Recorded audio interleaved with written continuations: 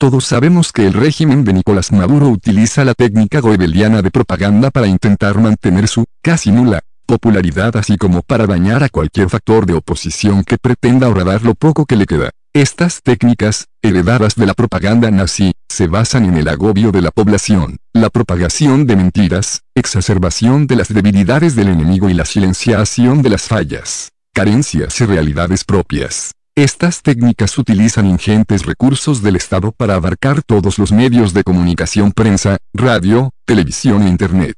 En este último caso, las redes sociales. Las redes sociales han cobrado vital importancia para las personas durante la última mitad del siglo XXI, porque se basan en la información más directa que llega al usuario y de paso, se basa en las opiniones y sentimientos del individuo, lo cual le da una multidimensionalidad al pensamiento y a las percepciones de la gente y no una imagen plana que dan otros medios de comunicación. Esto ha representado un duro golpe al régimen. No pocas han sido las veces que el régimen ha querido bloquear ni controlar las redes sociales, con poco éxito. No en vano, el Ministerio de Comunicación e Información del régimen tiene un viceministerio que se ocupa de las principales redes sociales: Twitter, Facebook, WhatsApp e Instagram. Este viceministerio, dependiendo de la naturaleza de cada red social, tiene su infraestructura repartida en varios salones, de terminales de equipos en la Universidad Bolivariana, la UNEFA, y el Viceministerio de Ciencia y Tecnología. En estos lugares, y dependiendo de la naturaleza y dinámica de cada red social, el régimen utiliza cientos de miles de perfiles falsos y perfiles reales de sus funcionarios, entrelazados,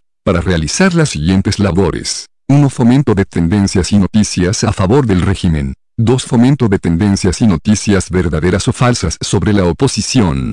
3. Inteligencia basada en ingeniería social, hacia los grupos de oposición que están en las redes. En estos dos últimos casos, los administradores y principales ejecutores de las políticas son miembros que tienen comunicación directa o son agentes del SEBIN, la Gestapo boliche, con conocimientos en guerra electrónica, que documentan, hackean, doxean y persiguen a miembros de la oposición. Recientemente, nuestros patriotas cooperantes, que trabajan dentro de esta maquinaria del mal, han detectado un cambio radical en las políticas de funcionamiento de este viceministerio, lo cual debe ser detectado y atajado debidamente por los elementos de la resistencia en las redes sociales. Primero, los perfiles de personas a favor del régimen se concentrarán en la pura propaganda, evitando el acoso o confrontación directa con opositores, lo que llamo comúnmente como el trolleo. Segundo, en vista de los malos manejos del brazo político de la oposición, lo que conocemos como la MUD, se dedicarán miles de perfiles, ya infiltrados o transformados, para reforzar a la crítica anti-MUD, para debilitar a la oposición en su conjunto.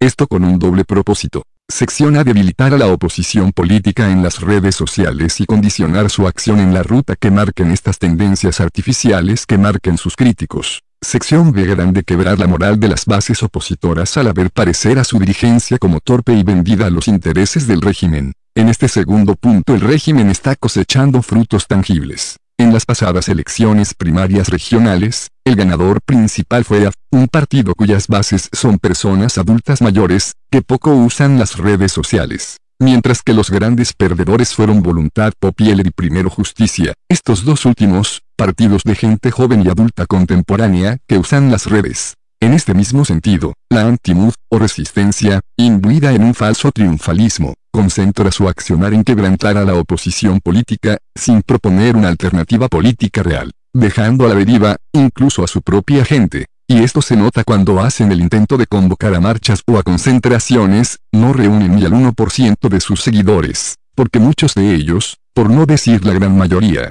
son presencias virtuales, que le prestan servicio al régimen. Es bueno que la oposición en pleno, tanto la política como la misma oposición de la oposición tengan en cuenta esta situación, la denuncien a tiempo e implementen los correctivos necesarios, ya que por un lado se está entrando en conductas políticamente suicidas y por otro, se está facilitando la persecución y captura a mediano plazo, de líderes opositores en las redes sociales, al estar inundadas de cientos de infiltrados que incluso pueden estar asumiendo hasta liderazgo en los grupos que se conforman dentro de las mismas. Los comportamientos marginales, vulgares, robotizados e incoherentes de algunos perfiles, son una señal inequívoca de estas cuentas, así como la cantidad de seguidores. El bio precario y la cantidad de interacciones, y la inconsistencia de estas, con la fecha de creación de la cuenta, son los elementos a considerar para localizar a las cuentas infiltradas y diagonal o transformadas del chavismo. Espero que esto te sirva. Pero esto es lo que está pasando.